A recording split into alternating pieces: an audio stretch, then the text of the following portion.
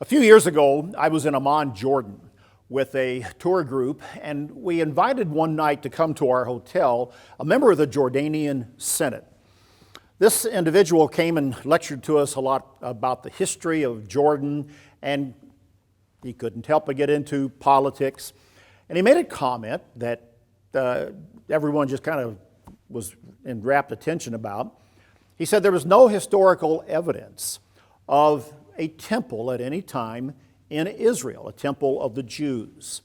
Now, that's a typical line from Arab nations who want to discredit the presence of the state of Israel, the Jewish state, in Jerusalem and in the land. Of course, it's historically inaccurate. I'm going through a series here talking about why the Middle East matters and why these conflicts that we continually see there between the Israelis and other Arab peoples, why does it matter to you and to me? And the first point, I talked about the fact that this is a part of the story, the greater biblical story, going back to the time of Abraham. What I'd like to talk about at this point is the fact that there is a very important, critical, prophetic element to the presence of the Jewish state. And that's important to understand. Arab senators, as the one I heard, can make the comment, there was no temple there. But as I showed you in the first BT Daily, the fact that we were uncovering years ago, and it has been uncovered, the actual historic evidence of the Jewish presence in the land 2,000 years ago on the Temple Mount disproves all of these political statements that people make today. They were there. They have a part of the promise to that land that began with their father Abraham, and as I showed, so do the Arabs and the Palestinians as well, in a sense, because it's God's to give. But there's a prophetic element that we should understand when it comes to the presence of Israel in the land. There's one key prophecy that requires the presence of a Jewish state, a part of the ancient nation of Israel in the land. In Matthew chapter 24 and verse 15, in what is well known to be the Olivet prophecy, Jesus Christ answers the question of the disciples, what will be the signs of your coming and of the end of the age? And in verse 15, one of these signs he mentions is this. He says, therefore, when you see the abomination of desolation, spoken of by Daniel the prophet, standing in the holy place, whoever reads, let him understand. Then let those who are in Judea flee to the mountains. He references the abomination of desolation, spoken of by Daniel the prophet. What is that?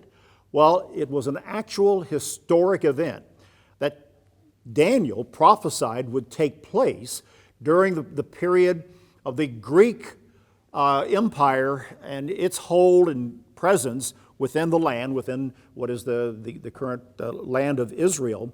You have to go back to Daniel chapter 11 and verse 31, a very long prophecy, and there is mentioned a moment of the abomination of desolation. What it was the Greek armies came in and desecrated the temple, the first temple that was in Jerusalem, by offering swine's blood on the temple and erecting a pagan statue of a pagan god.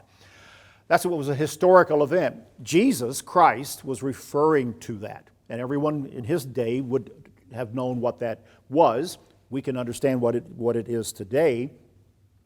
But the fact that there would be a place to abominate and to make desolate references the fact that there has to be a holy shrine, a temple, a place where the sacrifices of the scriptures are being given, which means that there has to be a part of the people of Israel there to whom were given those sacrificial system and everything that we read about back in the Old Testament.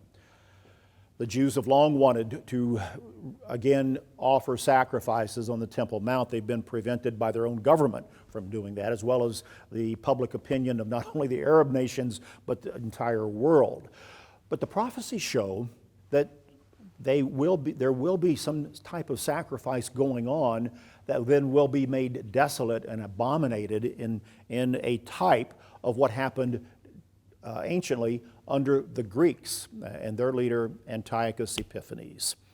And so this prophecy, very important to understand why Israel in the Middle East, the state of Israel today, the Jewish state, why it is there, why it is important. You look at the current turmoils and the problems that have been a part of what has been taking place there, and of course, the hatred of many of the Muslim states, primarily led by Iran today. They have promised, and their desire and their goal is to eliminate the state of Israel, to push them into the Mediterranean. That's what they want to do. And Bible prophecy shows that that's not going to happen until certain prophecies take place. And it's important to understand the whole panorama of Bible prophecy in regard to that. Jerusalem is a very interesting city. The prophet Zechariah said that Jerusalem would be a cup of drunkenness and a heavy stone. And in many ways it has been, historically, religiously, and politically. And today it is kind of a heavy stone upon the nations. There's a lot of events that are going to take place where God has placed His name in that city.